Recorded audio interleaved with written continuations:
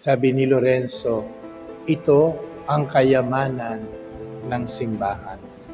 Ang pagtulong sa kanila at pagdamay, ang pakikisa sa kanilang buhay, ang kayamanan ng simbahan.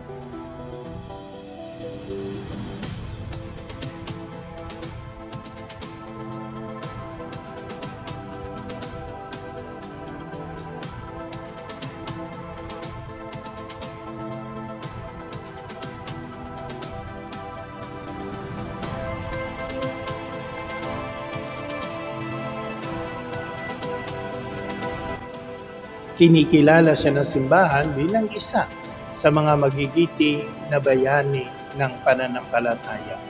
Kaya naman makita natin kay Lorenzo sa pagdiriwang natin ng kanyang kapistahan ang paglalaan ng sarili.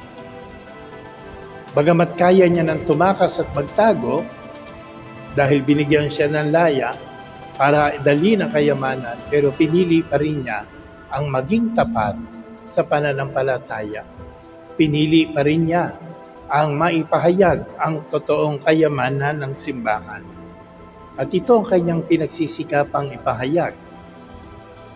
Na ang kanyang puso, ang puso ng simbahan, ay nasa paglilingkod sa mga dukha, sa mga nangangailangan. Ang pagmamalasakit sa mga tao na lubos na sabi nga ay nangangailangan ng pagkalinga. Hindi naman ang sinasabi sa atin, di ba? Kung ano ang laman ng puso, yun ang kayamanan. Kung anong pinapahalagahan sa puso, yun ang ating Diyos. Kaya ang laman ng puso ni Lorenzo ay ang Diyos. At ang Diyos ang nagtuturo sa kanya at nagdadala sa kanya para sa malasakit sa kapwa. Hindi niya iniisip ang kanyang sarili. Hindi niya iniisip ang kanyang kaligtasan. Ang mahalaga, ang kapakanan ng kanyang kapwa.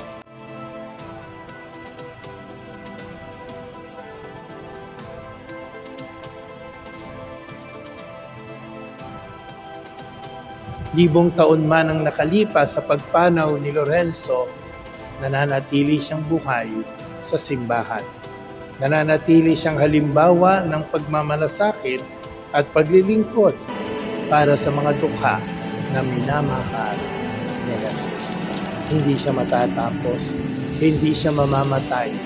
Pagpapatuloy ang kanyang kwento, ang buhay ni Lorenzo sa mga tao sumusunod sa Diyos at nagmamalasakit sa kapwa. Amen.